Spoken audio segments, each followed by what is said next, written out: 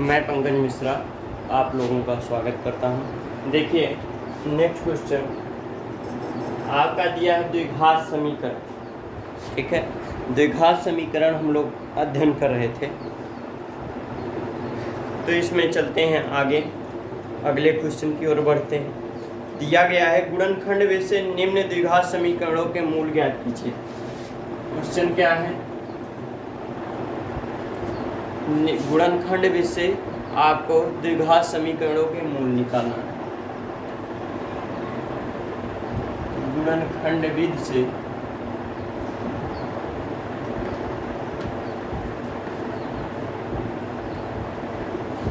से निम्न द्विघात समीकरणों के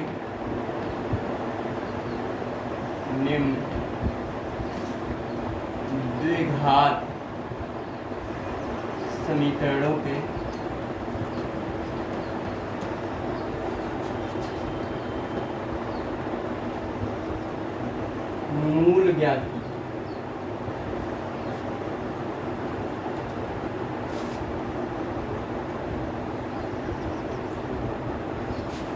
ठीक है, आपको मूल ज्ञात करना है, तो मूल आप कैसे निकालेंगे, चलिए देखा जाए कौन सा क्वेश्चन। पहला क्वेश्चन दिया गया है आपका x² - 3x - 10 = 0। ठीक है, इस द्विघात समीकरण का मूल ज्ञात करना। मूल क्या होता है आप जानते हैं, यह एक द्विघात व्यंजक है, द्विघात बहुपद है। ठीक है, जिसमें चर राशि आपका यक्स है, यक्स की सबसे बड़ी घात 2 है, तो इसके यक्स के 2 वैल्यू आएंगे, 2 मान आएंगे। वही यक्स के दोनों मान इस समीकरण के मूल कहलाएंगे। ठीक है, तो देखते हैं, चलिए यक्स की वैल्यू यहाँ से निकाला जाए। गुणनखंड विधि से आपको निकालना है, तो गुणनखंड विधि x²। ठीक है, यहाँ पर ध्यान दीजिएगा, गुणनखंड विधि यह आपका अगर ax² + bx + c से तुलना किया जाए, ठीक है ना, तो ये कांस्टेंट पद c होगा। x का गुणांक यहाँ पर x² का गुणांक क्या है, कुछ नहीं है, तो 1 मान लिया जाएगा। तो सबसे पहले a और c का गुणा करते हैं। a और c का गुणा करने के फलस्वरूप जो गुणनफल आएगा, उस गुणनफल का 2 ऐसा गुणनखंड लेते हैं कि जोड़ने या घटाने पर b प्राप्त हो, जोड़ने या घटाने पर b प्राप्त हो। तो देखिए कैसे प्राप्त करेंगे इसको। 10 और 1 का गुणा किए, 10 × 1 = 10 हुआ। 10 का ऐसा 2 फैक्टर करेंगे कि जोड़ने या घटाने पर 3 आए। तो ध्यान दीजिएगा, 5 दूना 10, ठीक है ना, 5 दूना 10, 10 का 2 फैक्टर हो गया। अगर 5 में से 2 को घटा दें, 5 में से 2 को घटा दें तो 3 हमें मिल जाएगा। तो क्या करेंगे, x² - 5x + 2x - 10 = 0। अब इन दोनों में x कॉमन ले लें, क्या मिला, x - 5 + 2 कॉमन ले लें, तो x - 5 = 0। दोनों में कॉमन क्या है, x - 5 कॉमन है, फिर x + 2 = 0। अब यहाँ से आप वैल्यू निकाल सकते हैं, क्योंकि आप जानते हैं a × b = 0 है, तो a = 0 या तो b = 0 होगा। ठीक है ना, तो इसी प्रकार से यदि हम x - 5 = 0 लिखते हैं, तो x = क्या वैल्यू आ जाएगी, 5। और दूसरा x + 2 = 0 रखें, तो x = क्या हो जाएगा, -2 हो जाएगा। ठीक है, चलिए आगे देखते हैं अगला क्वेश्चन सॉल्व करते हैं। अगला क्वेश्चन क्या है आपका, 2x² + x - 6। दूसरा क्वेश्चन है 2x² + x - 6 = 0।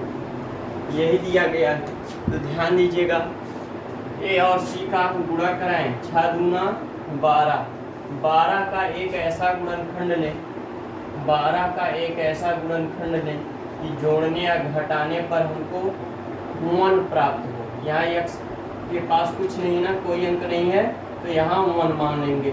ठीक है, तो 12 का 4 यही 12 होता है ना, 4 में से 3 कम करेंगे तो हमको 1 मिल जाएगा। ठीक है, तो यहाँ पर आपका क्या हो जाएगा, 2x² + 4x - 3x - 6 = 0। अब इन दोनों में क्या कॉमन है, 2x कॉमन है, 2x कॉमन कर लेंगे तो x + 2 बचेगा ना, और माइनस इन दोनों में क्या कॉमन है, 3 कॉमन लें तो x + 2 बचेगा = 0। x + 2 दोनों में कॉमन है तो क्या मिला, 2x - 3 मिला = 0। तो x + 2 = 0, तो x = -2। 2x - 3 = 0, तो x कितना हो जाएगा, 2x = 3, तो x = 3/2। ये दो वैल्यू आपको प्राप्त हो गए। ठीक है, अगले क्वेश्चन की ओर बढ़ते हैं। अगला क्वेश्चन देखते हैं क्या कह रहा है।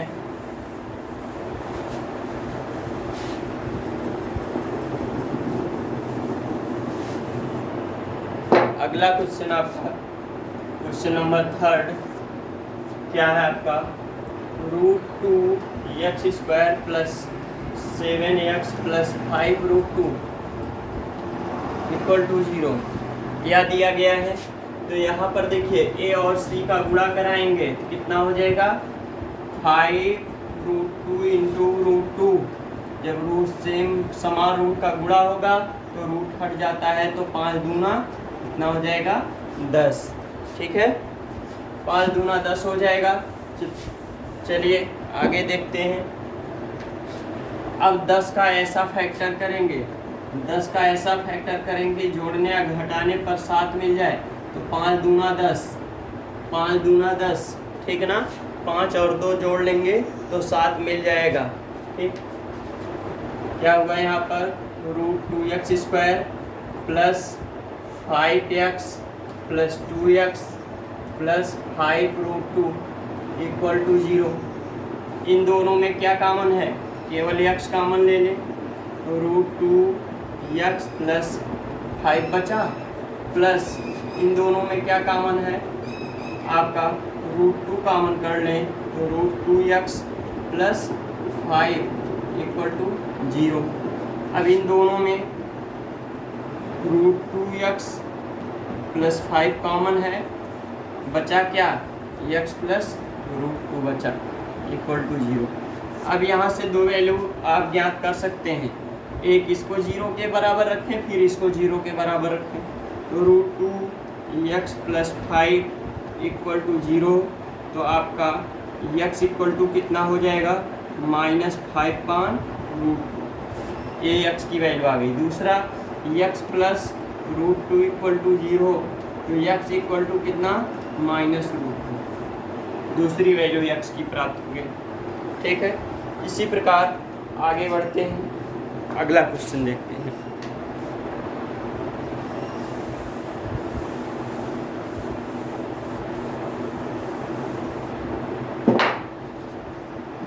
क्वेश्चन नंबर 4, क्वेश्चन नंबर 4 क्या कह रहा है,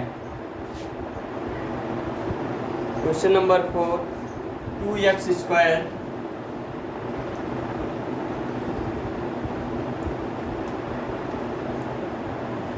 + x + 1/8 = 0। ठीक है, अब देखिए इसको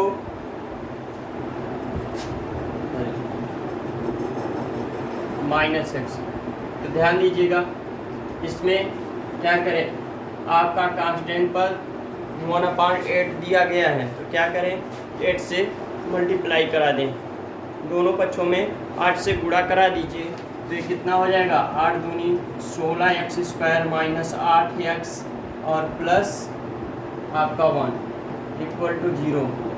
यही मिला, ये कितना हो जाएगा, 16 के 16, 16 का ऐसा दो फैक्टर कि जोड़ने या घटाने पर 8 मिले, तो 4 × 4 = 4 × 16, और 4 4 8, तो कितना हो जाएगा 16x², आपका 16x², फिर -4x,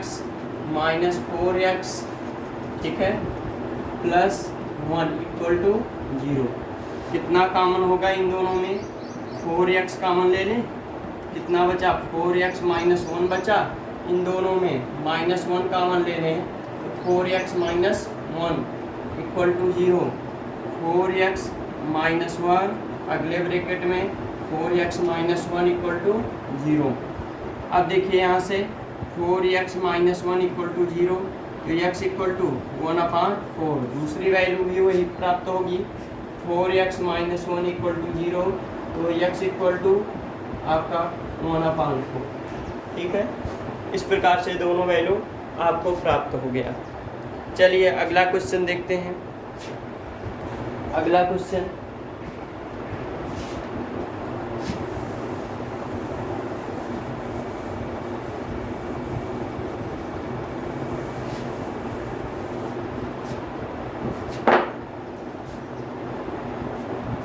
अगला क्वेश्चन दिया गया है 100x² - 20x + 1 = 0, ठीक है।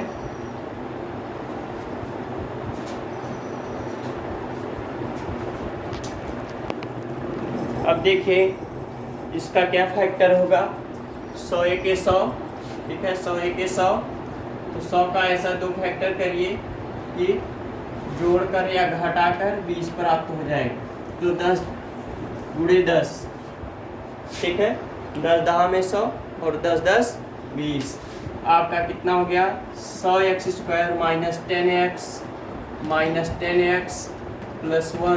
= 0। 10x कॉमन कर लें तो 10x - 1 -1 कॉमन ले लें तो 10x - 1 = 0, ठीक है। 10x - 1 अगले ब्रैकेट में 10x - 1 = 0, तो आपका कितना हो गया 10x - 1 = 0, तो x = 1/10, ठीक। अगला आपका 10x - 1 = 0, तो x = 1/10, ये 2 वैल्यू आपको प्राप्त हो गई। इसी प्रकार आगे चलते हैं और अगला क्वेश्चन देखते हैं। अगला क्वेश्चन है आपका, देखिए, कर है ऐसी 2 संख्याएं ज्ञात कीजिए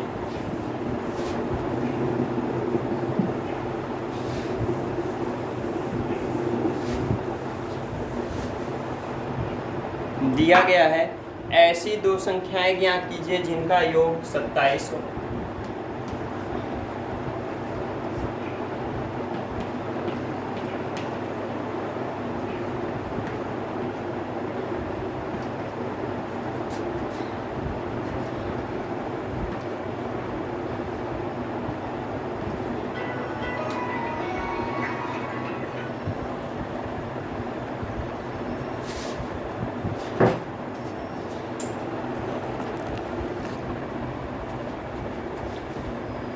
देखिए आपका क्वेश्चन दिया गया है, ऐसी 2 संख्याएं ज्ञात कीजिए जिनका योग 27 हो और गुणनफल 182, ठीक है ना।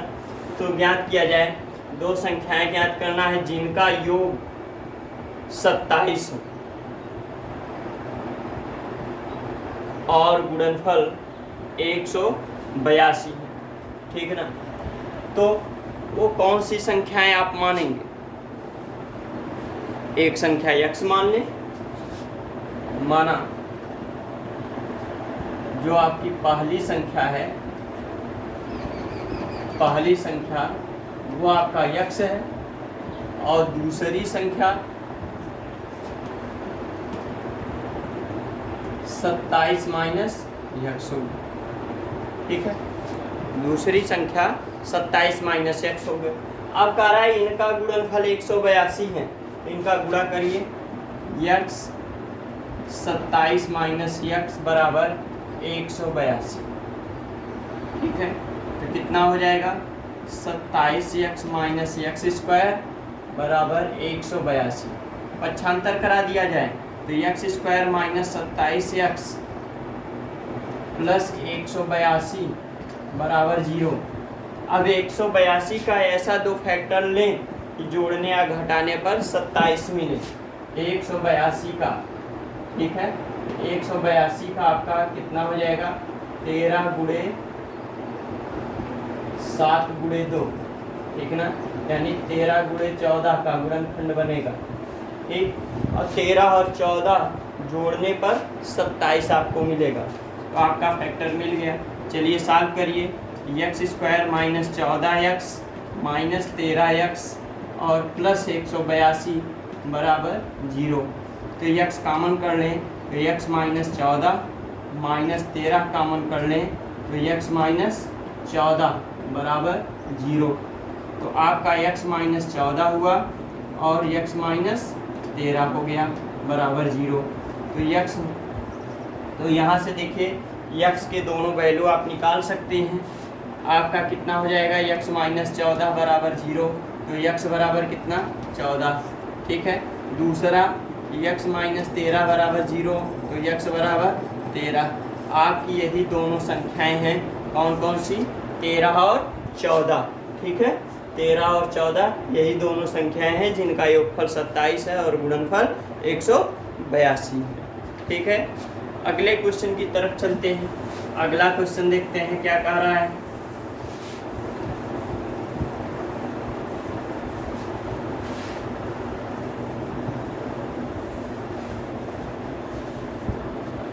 आपका अगला क्वेश्चन कह रहा है दो क्रमागत धनात्मक पूर्णांक,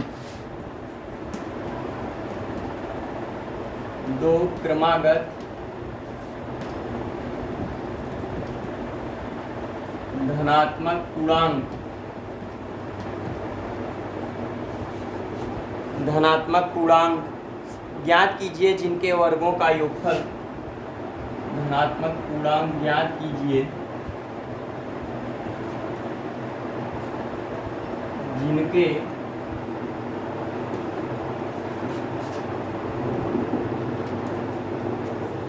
वर्गों का योग 365।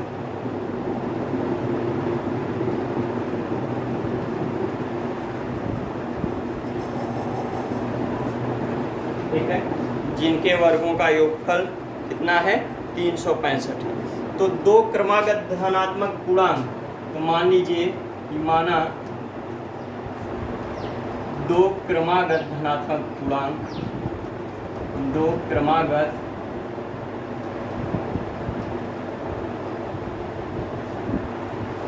धनात्मक पूर्णांक क्या है आपका, x है, x प्लस 1, ठीक है। ये दोनों धनात्मक पूर्णांक है, इनके वर्गों का योगफल 365 है। तो क्या करेंगे आप, इनके वर्गों का योग कर दीजिए, वर्गों का योग कर दीजिए, 365 हो गया, ठीक है। इनका विस्तार करके समीकरण बना लीजिए, x square plus x plus a plus b के होल स्क्वायर पर इसका विस्तार करिए, x square plus 1 plus 2x equal to कितना 365, कितना हो गया, 2x स्क्वायर हो गया प्लस 2x हो गया। इसको पक्षांतर करा दें, इसको इधर ले आएंगे तो माइनस में हो जाएगा, तो माइनस 300 कितना हो जाएगा, 64 बराबर 0, ठीक है। तो ये आपको प्राप्त हुआ। अब क्या करेंगे, 364 और 2 का गुणा करेंगे, 364 2 का गुणा करिए, 4 दूना 8, 6 दूनी 12 के 2 और 3 दूना 6 7, कितना आपको प्राप्त हुआ, 428 प्राप्त हुआ। अब 428 का ऐसा फैक्टर करें, ऐसा दो फैक्टर निकालें कि जोड़ने या घटाने पर आपको +2 प्राप्त हो, ठीक है।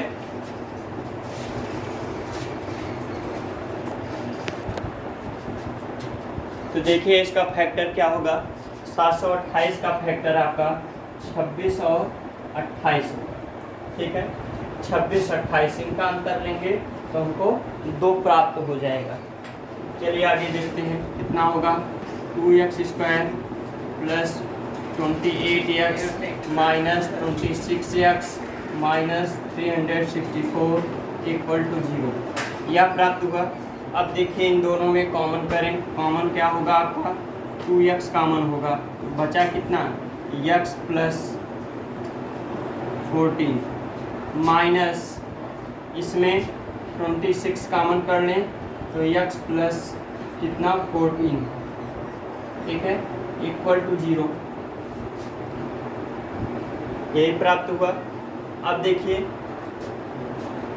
इन दोनों में क्या कॉमन है, x प्लस 14 कॉमन है और बचा क्या 2x माइनस 26 इक्वल टू 0। अब इन दोनों से x की वैल्यू निकाल लीजिए।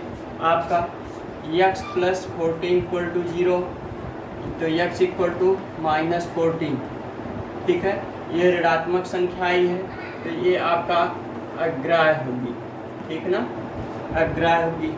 अगला आपका 2x माइनस 26 इक्वल टू 0 है तो 2x इक्वल टू 26 हुआ, x इक्वल टू 26/2 कितना 30, यानी x की वैल्यू कितनी मिली आपकी 13। तो पहली संख्या आपकी 13 और दूसरी संख्या आपकी x प्लस 1 है तो कितना 13 प्लस 1 इक्वल टू 14। यही आपकी दोनों संख्याएं हुई, कितना 13 और 14, ठीक है। आपको क्या प्राप्त हुआ 13 और 14। चलिए अगला क्वेश्चन देखते हैं। अगला क्वेश्चन आपका क्या कह रहा है,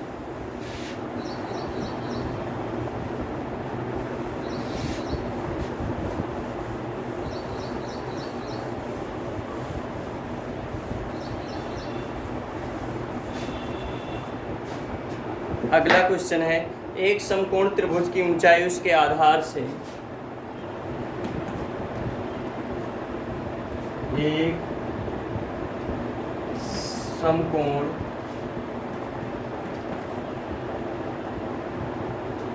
त्रिभुज की ऊंचाई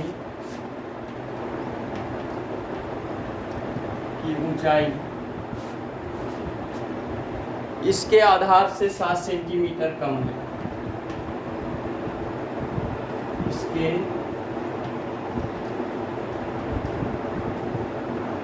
आधार से 7 सेंटीमीटर कम है।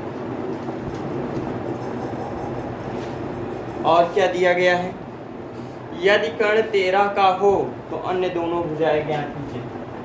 यदि कर्ण 13 सेंटीमीटर का हो तो अन्य भुजाएं ज्ञात कीजिए।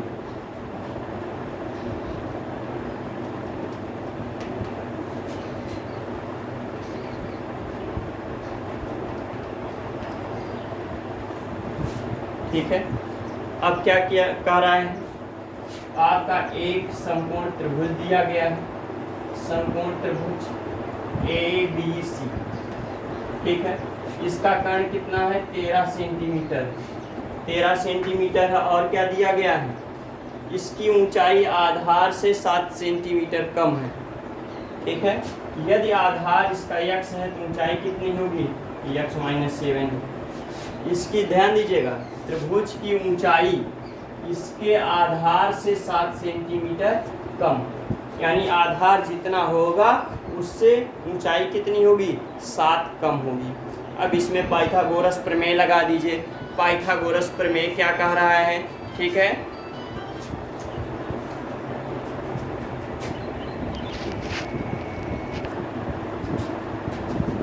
हाँ तो देखिए इसमें पाइथागोरस प्रमेय लगा दीजिए, ठीक है। पाइथागोरस प्रमेय आपका क्या कहता है, लंब का वर्ग और आधार का वर्ग का योगफल कर्ण के वर्ग के बराबर होगा, ठीक है। तो आपका क्या हो जाएगा, x² प्लस x माइनस 7 का होल स्क्वायर इक्वल टू 30, कितना हो जाएगा x² plus x² plus 49 minus 14x equal to कितना 169, यही हो जाएगा ना। चलिए इसको और आगे सॉल्व करते हैं। ये कितना आ जाएगा आपका 2x स्क्वायर हो जाएगा और माइनस 14x, ठीक है, प्लस 49 और ये कितना माइनस 169 इक्वल टू 0 हो जाएगा, ठीक है। अब देखिए इसको घटा दीजिए, ठीक है, घट जाएगा, कितना आ जाएगा 2x स्क्वायर माइनस 14x और माइनस कितना 0, 6 में से 4 गया 2, 120 प्राप्त हुआ, ठीक है। 120 गुना 240, ठीक है। 240 का ऐसा दो फैक्टर करें कि घटाकर आपका 14 प्राप्त हो, ठीक है ना, घटाकर आपका 14 प्राप्त हो। तो 240 का क्या फैक्टर होगा,